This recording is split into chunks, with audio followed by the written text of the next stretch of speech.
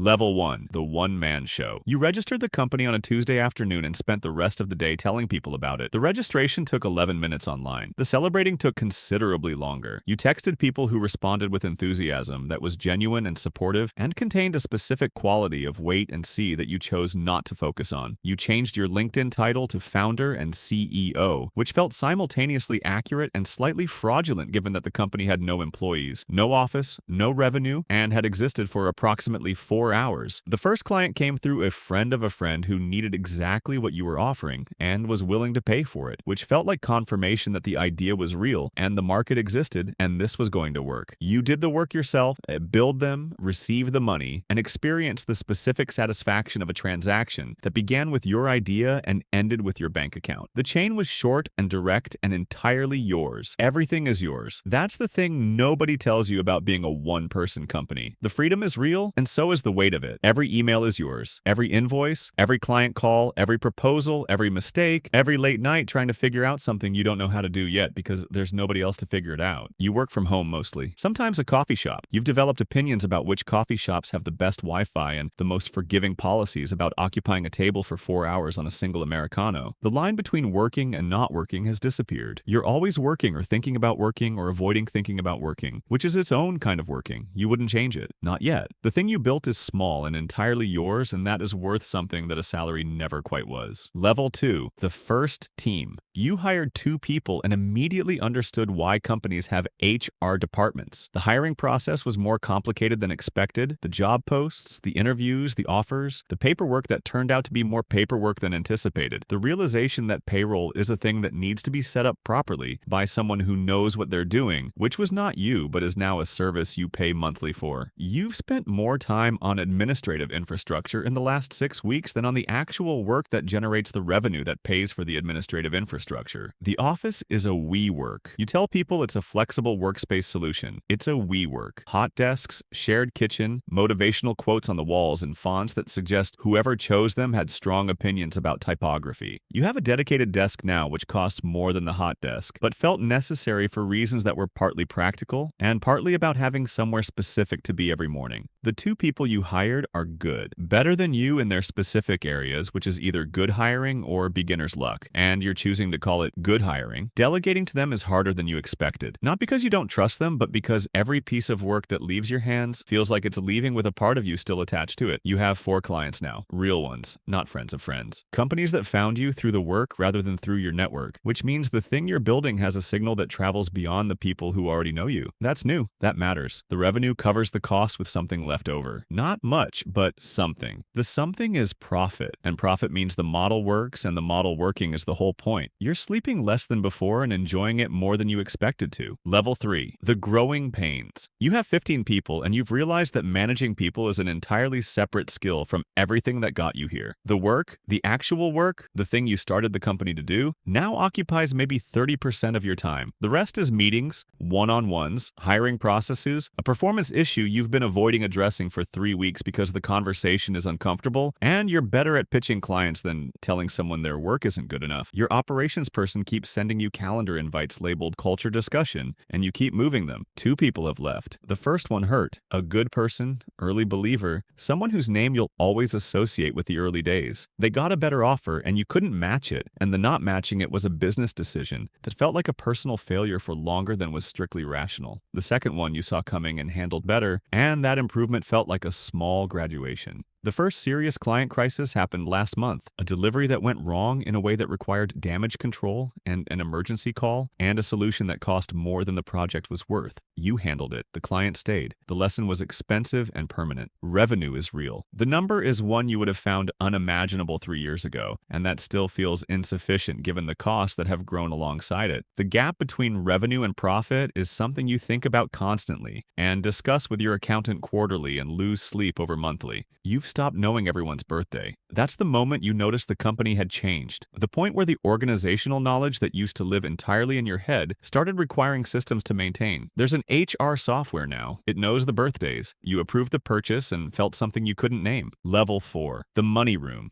The VC meeting was in a glass conference room with a view and water on the table that nobody drank, and 4 people on their side and you and your co-founder on yours. You'd practiced the pitch 40 times. The deck was on its 9th version. Every number had been stress tested by your CFO. You have a CFO now, part-time, a person whose entire professional existence is oriented around not letting you say something in a funding meeting that commits you to something you can't deliver. She sat outside. You went in. The questions were good, harder than expected, and better than the softballs you'd been asked at earlier stages by investors who were more interested in the story than the numbers. These people were interested in the numbers, specifically interested in the numbers in ways that required you to know the numbers several levels deeper than you'd prepared for. You got the term sheet 3 weeks later. Series A. The number had more zeros than anything you'd previously associated with your company and came with a board seat for their partner, which means someone now has a formal, contractual, fiduciary role in decisions that used to be entirely yours. The money changes the physics of the company. Suddenly you can hire for roles you've been covering yourself or leaving uncovered. Suddenly the answer to certain problems is resources rather than creativity. Suddenly there are people on your board who have opinions about your strategy, and the opinions are informed and sometimes correct and always require a response. You own less of the company than you did yesterday. What you own is worth more. The math works. The feeling takes getting used to. Level 5. The stranger. There are people in your company whose names you don't know. Not because you're negligent. You've tried. There are systems. There are all-hands meetings where you speak to everyone simultaneously in a room that keeps requiring larger rooms. But 120 people is past the cognitive limit where names attach naturally to faces and faces attach naturally to roles, and roles attach naturally to the human beings performing them. You've crossed a threshold that can't be uncrossed. You have a chief of staff now. Her job is essentially to manage your existence within the company, your calendar, your communications, the constant flow of decisions that require your specific input versus the larger flow that can be handled by people you've hired to handle things. She's the most valuable person in the building and the least visible externally, and you've thought about how that mirrors something true about organizations generally. The culture has become something you talk about rather than something you are. In the early days, the culture was just how you and 2 other people worked together. The jokes, the standards, the way problems got solved, the things that were acceptable and the things that weren't. Now culture is a slide in the all-hands deck and an initiative that HR runs and a score on an annual survey that you review with genuine concern and limited ability to directly influence. A profile ran in a trade publication last month, photo and everything. It described you as a visionary entrepreneur, which you read 3 times, trying to locate the person they were describing and the person sitting at your desk. You forwarded it to your parents. They were proud. That part was uncomplicated. Level 6, the IPO.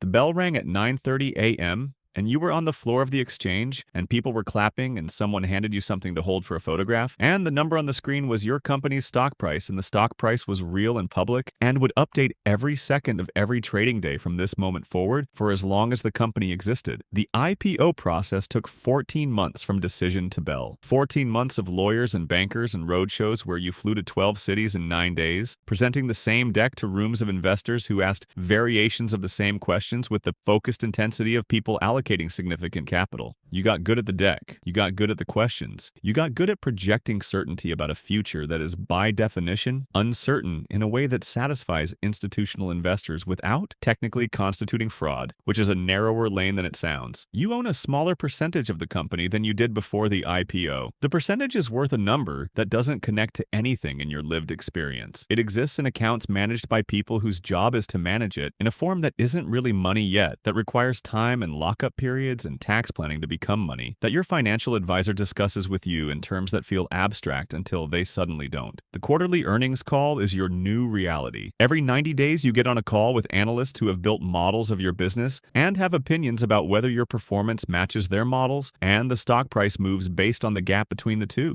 You missed guidance by 3% last quarter. The stock dropped 8% in a day. 8% of a public company is a number with consequences that ripple through people's retirement accounts and institutional portfolios and your own net worth simultaneously. You used to know if it was a good day by whether the work felt good. Now you know if it's a good day by checking a ticker. Level 7, the global player. You have offices in 11 countries, and you've been to 8 of them. The 3 you haven't visited exist in your mind primarily as lines on an org chart and entries in a budget and time zone complications that affect meeting scheduling. You've approved hiring decisions for people in those offices, signed off on local partnerships, received quarterly updates from regional directors whose faces you know from video calls and whose actual presence you've never shared a room with. They work for you. You've never met them. The company has 4,000 employees. The number appears in press releases and investor materials, and the annual report that your communications team produces with a design quality that would have seemed absurdly ambitious to the person working from a coffee shop 8 years ago. Your decisions have geopolitical dimensions now. A market entry requires understanding the regulatory environment of a sovereign nation. A data policy affects users in jurisdictions with different legal frameworks. A supply chain decision has implications for trade relationships between countries. You have people whose entire job is to think about these things and translate them into recommendations that arrive in your inbox as briefing documents that you read on planes between the cities where the decisions get made. You're on 3 industry boards. You testified before a parliamentary committee last year about something technical that required 6 weeks of preparation and produced a soundbite that was quoted out of context, and which your PR team managed with the practiced efficiency of people who do this regularly. The company works without you in ways it couldn't before, and that's either the definition of success or evidence of your own increasing irrelevance. And some mornings it's clearly one, and some mornings it's clearly the other. Level 8, the institution. Your company is older than some governments and more stable than most. The name is a noun, a verb, and occasionally an adjective. People use it without thinking about the fact that it was invented, that someone created it, that the someone is you. It has passed into the category of things that simply exist, like weather, like infrastructure, like the assumption that certain things will be there tomorrow because they were there yesterday and the day before and the day before that. You are the CEO of an institution.